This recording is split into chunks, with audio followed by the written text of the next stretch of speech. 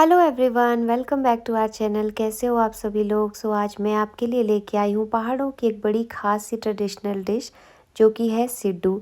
सिड्डू पहाड़ों में बड़े चाव से खाया जाता है, चाहे वो घी के साथ हो या फिर चटनी के साथ। तो चलिए विदाउट एनी डिले हम अपना वीडियो को स्टार्ट करते हैं। तो हमें आज आज बनाने वाले हैं वॉलनट और तिल की स्टफ़िंग, जिसके लिए हमने एक कटोरी वॉलनट लिए हैं और इसको गर्म पानी में सोख करके रखेंगे। साथ ही में एक कटोरी हमने लिए हैं सफ़ेद वाले तिल। तो आपको पता होगा कि जो सिड्डू होता है उसका आटा काफ़ी ज़्यादा फर्मेंटेड रहता है, बन की तरह उसका शेप होता है, उसका टेक्सचर होता है। तो फर्मेंटेड आटे के लिए हमें पहले यीस्ट को फर्मेंट करना ज़रूरी है। तो एक कटोरी में हमने गुनगुना पानी लिया, उसमें 1 चम्मच चीनी और 1 चम्मच से थोड़ी सी ज़्यादा हमने यीस्ट डाली है और अब हम इसको प्रॉपरली मिक्स करेंगे। यीस्ट को हमें फर्मेंट होने के लिए छोड़ना होता है, लेकिन उससे पहले इसको अच्छे से मिक्स कीजिएगा। और एक और बात आप ध्यान में रखिएगा कि इसका जो पानी होता है वो बहुत ज़्यादा गर्म भी ना हो और बहुत ज़्यादा ठंडा भी ना हो, क्योंकि दोनों ही सिचुएशंस में यीस्ट फिर एक्टिवेट नहीं होता। और इन अदर केस अगर आपका यीस्ट पुराना है तो भी वो एक्टिवेट नहीं होगा। तो इसे हमने मिक्स कर दिया और कवर करके हम इसे रख देंगे 10 से 15 मिनट, जितना भी टाइम इसको एक्टिवेट होने में लगेगा। तो 10-15 मिनट बाद आप देख सकते हो हमारा यीस्ट कितने अच्छे तरीके से एक्टिवेट हुआ है, झाग पूरा आप देख सकते हो। तो चलिए अब आटा लगाना भी शुरू करते हैं। तो हमने यहाँ पे एक बर्तन में ले लिया है आटा और 4 कप हम यहाँ पे आटा ले रहे हैं। आप जितने भी सिड्डू बना रहे हो उस हिसाब से आटा लीजिएगा, लेकिन एक बात ध्यान में रखिएगा कि आटा इसके लिए हमें सुपर फाइन लेना होता है और उसको दोबारा आप छन्नी से एक बार छान लीजिए, ताकि और भी कोई उसमें फालतू कई बार गंदगी रहती है तो वो भी निकल जाए। तो इसमें हमने थोड़ा सा सॉल्ट भी ऐड कर दिया है, नमक, यानी स्वाद के अनुसार हम इसमें नमक भी डाल देंगे और साथ में एक्टिवेटेड यीस्ट को भी डाल देंगे। तो इसका हमें एक बड़ा अच्छा सा डो लगा के तैयार करना है और डो लगाने के लिए हमें गुनगुना सा पानी यूज़ करना है। तो नॉर्मल आप जैसे रोटी पराठा का डो लगाते हो उसी हिसाब से लगाना है। बस ध्यान रखिए, बहुत ना तो टाइट लगाइए ना ही बहुत ज़्यादा सॉफ्ट आटा लगा के तैयार करना है। तो हमारा आटा यहाँ पे लग चुका है, इसे हमने रख दिया एक पतीले में और पतीले को हमने थोड़ा ऑयल से भी ग्रीस कर दिया है। तो इसको हम कवर करके रखेंगे जब तक ये एक्टिवेट नहीं होता है, यानी फर्मेंट नहीं होता है, और इसको एक कपड़े से भी कवर कर देंगे ताकि एक्स्ट्रा इसको गर्माहट मिले और ये जल्दी से फर्मेंट हो जाए। तो मीनवाइल हम इसकी स्टफ़िंग बना लेते हैं। तो हमने एक कढ़ाई में ले लिए हैं तिल और अब हम तिल को थोड़ा सा रोस्ट करेंगे। तिल को जलाना नहीं है, कलर चेंज नहीं करना है। चटक जाएं, जब तिल के चटकने की आवाज़ आती है तब तक आपको तिल को भूनना होता है। बहुत ज़्यादा भूनोगे तो तिल में वैसी हल्की फुल्की कड़वाहट होती है, वो और ज़्यादा कड़वे हो जाएंगे। तो यहाँ पे आप देख सकते हो तिल चटकना शुरू हो गए हैं। तो बस इस स्टेज पे हमें गैस को बंद कर देना है और अब हमें इन्हें निकाल लेना है एक प्लेट में और ठंडा होने के लिए रख देंगे। तब तक हम इसकी बाकी स्टफ़िंग की भी तैयारी कर लेते हैं। तो हमने यहाँ पे एक मीडियम साइज़ का ले लिया है अनियन और इसको हमने बिल्कुल फाइनली चॉप कर लेना है। तो बहुत सारी चीज़ें स्टफ़िंग में यूज़ की जाती है, लोग अपने डिफरेंट तरीके से स्टफ़िंग बनाते हैं, बट हम जो स्टफ़िंग आज बना रहे हैं ये बहुत अच्छी बनती है। अब हम लेंगे एक मिक्सर जार और भुने हुए तिल को उसमें ऐड कर देंगे, साथ ही में सोक किए हुए वॉलनट्स भी ऐड कर देंगे। इसके अलावा हमने इसमें डाली है एक ग्रीन चिली, जिंजर का टुकड़ा डाला है, साथ ही में हमने यहाँ पे 3 से 4 गार्लिक के क्लोव्स भी लिए हैं। तो अगर आप चाहो तो प्रॉपर आप वॉलनट की भी बना सकते हो या प्रॉपर तिल की भी बना सकते हो, हमने दोनों को मिक्स करके बनाई है। तो यहाँ पे हमारा आटा भी आप देख सकते हो कितने अच्छे से फर्मेंट हो चुका है, जाली आपको किनारों पे नज़र आ रही होगी। तो अब हम स्टफ़िंग को प्रॉपर तरीके से बना लेंगे, क्योंकि अभी हमने इसमें ग्राइंड किया है लेकिन मसाले डालना भी बाकी हैं। तो ये सारा ग्राइंड किया हुआ मिक्सचर हम ले लेंगे एक प्लेट में और अब हम इसमें थोड़े से मसाले डालना शुरू करेंगे। तो मसालों में हमने इसमें 1 चम्मच धनिया पाउडर डाल दिया, साथ ही में हमने बिल्कुल थोड़ा सा इसमें डाला है गरम मसाला, ये कश्मीरी रेड चिली पाउडर डाली, कटा हुआ हरा धनिया भी ऐड कर दिया और इसके साथ में हमने चॉप किया हुआ अनियन को भी ऐड कर दिया। अगर आप चाहो तो नॉर्मल आप अलग से तिल की स्टफ़िंग बना सकते हो या वॉलनट की भी बना सकते हो, सबका तरीका अलग अलग है। लेकिन दोनों को अगर आप कंबाइन करके बनाओगे तो आपका जो बैटर होगा, मिक्सचर होगा, उसमें बाइंडिंग अच्छी आएगी।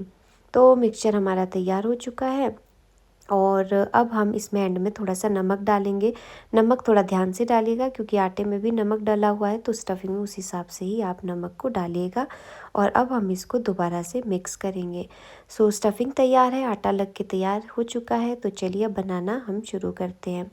तो हमने यहाँ पे स्टीमर को चढ़ा दिया है गैस पे, और आप नींबू देख सकते होगे पानी में, वो इसीलिए डाला होता है ताकि बर्तन हमारा काला ना हो। तो अब हम ग्रीस कर लेंगे स्टीमर को प्रॉपर अच्छे तरीके से, और सिड्डू बनाना शुरू करते हैं। तो हाँ, इस तरह से आप आटे की एक लोई लीजिएगा, और आटे की लोई थोड़ी सी थिक ली जाती है, काफ़ी मोटी सी ली जाती है। हल्का सा इसको हमने बेलन से बेला।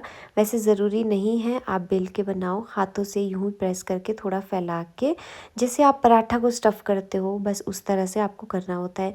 लेकिन पराठा हम थोड़ा पतला बनाते हैं, ये थोड़ा सा थिक बनाते हैं, तो उस हिसाब से ही बनाइएगा। तो ये हमने पहला बनाया है सिड्डू। मतलब अलग अलग शेप अब सिड्डू की बनने लग गई है, तो किसी भी शेप में आप बना लो, चाहे तो गोल बना लो, चाहे तो मोमोज़ का टाइप बना लो, किसी भी तरह से आप बना सकते हो। तो बस इसी तरह से फैला लीजिए हल्का सा आटे को, और हाथों से भी प्रेस करते हुए पराठे की तरह, और फिर उसमें स्टफिंग डालना धीरे धीरे शुरू करेंगे। तो स्टफिंग भी अपने हिसाब से डालिएगा, ज़्यादा स्टफिंग पसंद करते हो ज़्यादा डाल लीजिए, कम स्टफिंग वाला पसंद करते हो कम स्टफिंग वाला भी डाल सकते हो। तो बस थोड़ा सा स्टफिंग डाल के इसको चारों तरफ से पैक कर लीजिए सील, और फिर इसको हम स्टीम होने के लिए छोड़ देंगे। लेकिन स्टीम होने से पहले हम इसको थोड़ा सा ऑयल से ग्रीस कर देंगे, ये ताकि ड्राई ना हो। आपको प्रोसेस भी समझ आ जाए अच्छे तरीके से, इसलिए मैंने यहाँ पे आपको 3-4 सिड्डुओं को फिल करके दिखाया है कि किस तरह से फिल किया जाता है। सिड्डू में भी देखने में लगता होगा कि काफ़ी ज़्यादा टाइम टेकिंग प्रोसेस है, और बनाने में भी मे भी टफ़ होते हो, बट ऐसा नहीं है। सिड्डू बनाना बहुत ज़्यादा इजी है।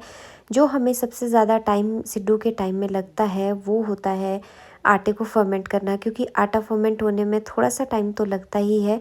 लेकिन यीस्ट डाल के जो हम आटा फर्मेंट करते हैं वो जल्दी हो जाता है। नॉर्मली पहले लोग इसको फर्मेंट नहीं करते थे यीस्ट के थ्रू। नॉर्मली पहले आटे को फर्मेंट करते थे, 3-4 दिन तक आटे को रखते थे, और फिर जाके जब वो फर्मेंट होता था फिर दूसरे आटे में उसको मिक्स करके फिर जाके एक नया आटा तैयार किया जाता था। वो प्रोसेस थोड़ा सा लंबा रहता था, लेकिन पहले ऐसे ही ट्रेडिशनल तरीके से बनाया जाता था।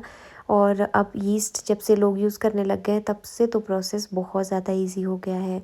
तो हमने पहले यहाँ पे बनाए मोमोज़ के शेप के, और अब हम जो टिपिकल मोमोज़ की शेप होती है जो स्टार्टिंग से बनती आ रही है, यानी राउंड शेप, वो अब हम बनाना शुरू करेंगे। तो इस तरह से हमने पराठे की तरह स्टफ़ कर दिया, बस पराठे की तरह बेलना नहीं है, और इसे डायरेक्ट हम यूं ही स्टीमर में रख देंगे, और हल्का सा इस पर ऑयल भी स्प्रेड करेंगे। तो हमें इन्हें पकाना होता है थोड़ा सा, बीच में एक बार चेक भी कर सकते हो 10-12 मिनट तक पका के। उसके बाद में आप चेक कर सकते हो इसको टूथपिक की हेल्प से कि ये पके हैं या नहीं पके हैं। तो यहाँ पे आप देख सकते हो हमारे सिड्डू कलर भी चेंज हो चुका है, और मोटे मोटे हो चुके हैं फूल के। तो ये तो हमारे ऑलमोस्ट से बन चुके हैं। तो हम इसके साथ की चटनी भी बना लेते हैं। तो चटनी के लिए हमने लिए हैं 2 टमाटर, हरा धनिया, 4 लहसुन की कलियाँ, जिंजर का टुकड़ा, और 1 ग्रीन चिली, और इन सारी चीज़ों को हम डाल देंगे ग्राइंडर में।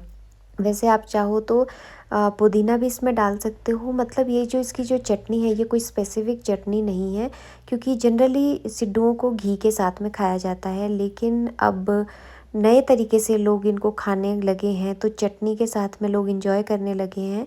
तो चटनी आप किसी भी तरह से अपने तरीके से बना लीजिए। चाहो तो इसमें पीनट्स या वॉलनट की भी आप चटनी बना सकते हो, वो भी बहुत अच्छी लगती है। तो हमारी चटनी भी बन के हो चुकी है रेडी, और सिड्डू भी हमारे बन चुके हैं। यहाँ पे आप इनका कलर भी देख सकते हो चेंज हो चुका है, और ये बिल्कुल पक चुके हैं। तो अब हम इनको कट करेंगे बीच से, और आप इनका साइज़ भी अपने हिसाब से रख सकते हो। अगर आपको बड़े बड़े सिड्डू पसंद हैं तो आप इनका बड़ा बड़ा शेप भी बना सकते हो। हमने स्टफिंग कम कम रखी है, आपको स्टफिंग ज़्यादा अच्छी लगती हो तो आप ज़्यादा भी रख सकते हो। तो अब आप मेरे को, मैं यहाँ पे टच करके दिखाती हूँ कि हमारे सिड्डू कैसे बने हैं, और टच करने से ही पता चल रहा है, देखने से भी आपको पता ही चल रहा होगा कि ये कितने ज़्यादा फ्लफ़ी बने हैं, जस्ट लाइक बन की तरह।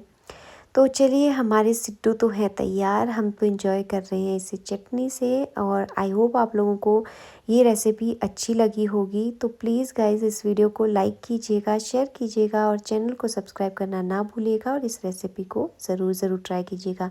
मिलते हैं नेक्स्ट वीडियो में, तब तक के लिए thanks for watching, take care, bye bye.